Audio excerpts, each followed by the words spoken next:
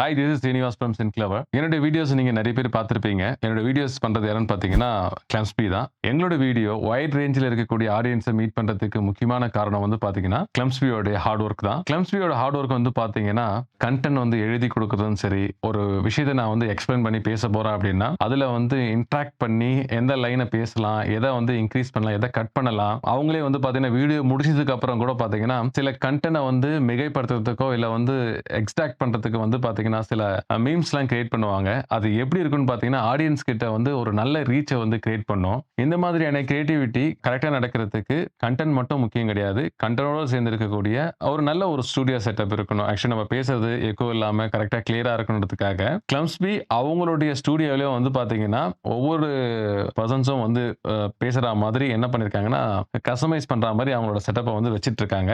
என்னோட வீடியோஸும் அடுத்தடுத்து எனக்கு இதே செட்டப்ல இருந்தா உங்களுக்கு ப்ளே ஆகப்போது. தேங்க்ஸ் கிளம்ஸ்பி.